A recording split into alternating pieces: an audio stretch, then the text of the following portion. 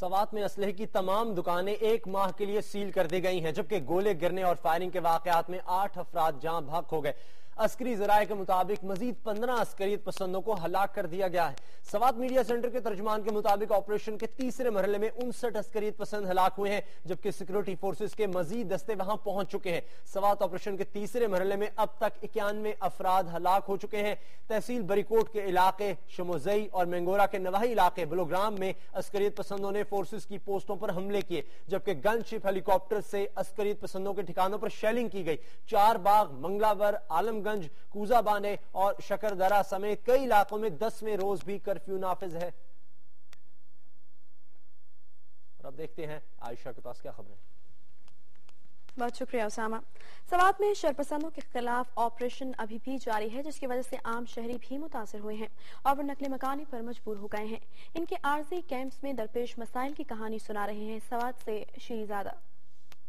پسندوں کے خلاف جاری آپریشن راہ حق کے تیسرے فیز میں سیکیورٹی فورسز نے چہار باغ اور ملحقہ علاقوں کا کنٹرول حاصل کر لیا ہے، جبکہ متاثرہ علاقوں سے نقل مکانی کا سلسلہ بھی جاری ہے۔ مینگورہ حیات آباد کیمپ میں ہزاروں لوگوں کے ساتھ چہار باغ کا رہائشی رفیع اللہ اپنے بوڑھے والدین اور 2 بچوں کے ساتھ مقیم ہے۔ گھر کی تباہی کا دکھ ہی کم نہیں تھا، لیکن مہاجر کیمپ میں سہولتوں کے فقدان نے اس کی پریشانی بڑھا دی ہے۔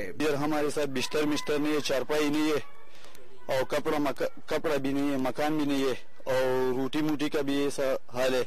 کاروبار ادھر کچھ بھی نہیں ہے، ادھر بیٹھا ہے۔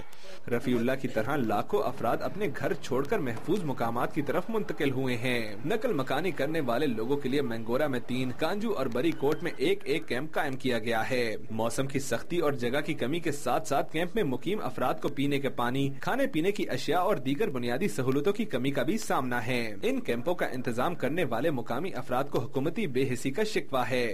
کپڑے وغیرہ نہیں لائے، بالکل اکیلے گھروں سے نکلے ہیں، بچے بھی ہے، ابھی ادھر بارش بھی ہو رہا ہے۔ حکومت کا کوئی بھی بندہ جو ہے یہاں نظر نہیں آ رہا ہے، نہ اس کی طرف سے کوئی رسپانس مل رہا ہے۔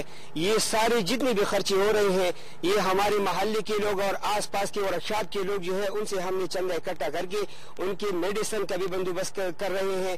سوات میں شائع ہونے والے مقامی اخبارات کے مطابق اب تک 2.5 لاکھ افراد نقل مکانی کر چکے ہیں۔ آپریشن راہ حق فیز 3 کا نتیجہ کچھ بھی ہو، مشکلات سے دوچار سوات کی عوام امن کے ساتھ ساتھ امداد کی منتظر ہیں۔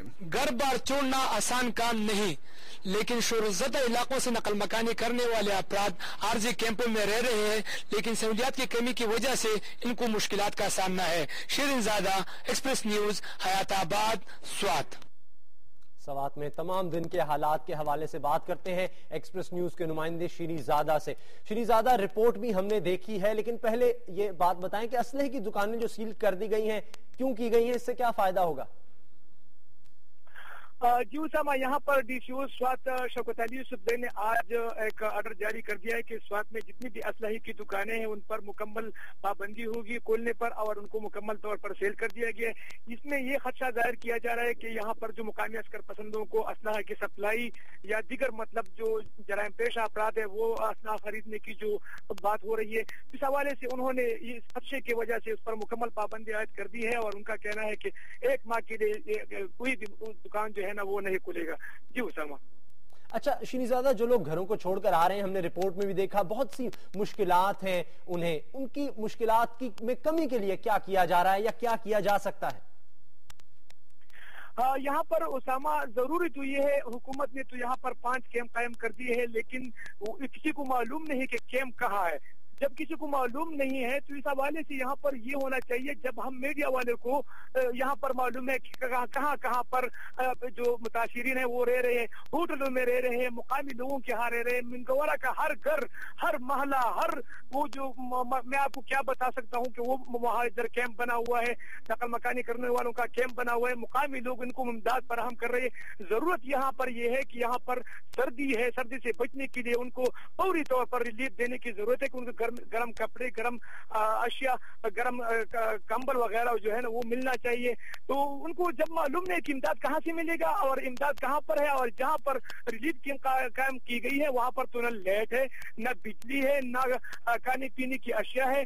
जब आप किसी अगर एक नकल मकानी करने वाला अगर वहाँ यहाँ पर आता भी है, सरकारी कैंप जो बनाए गए हैं, तो लेट न होने की वजह से, शायद खुर्दनोश न होने की वजह से वो इन कैंपों में क्या करेगा? ठीक है, बहुत शुक्रिया शहीनजादा। सवाती के हवाले से सेहत के वज़ीर आला मीर हैदर होती का कहना है कि सवात में ऑपरेशन से वाज़ेह बेहतरी नजर आ रही है। वो पेशावर में मीडिया से बातचीत कर रहे थे। सवात में जिस तरह से ऑपरेशन हो रहा है और जिस तरह टारगेट अचीव हो रहे हैं, मेरे ख्याल से मुझे कम से कम बहुत वाज़ेह बेहतरी नजर आ रही है। रिलीफ कैंप्स हम बना रहे हैं, उसके लिए कल फेडरल गवर्नमेंट से भी मेरी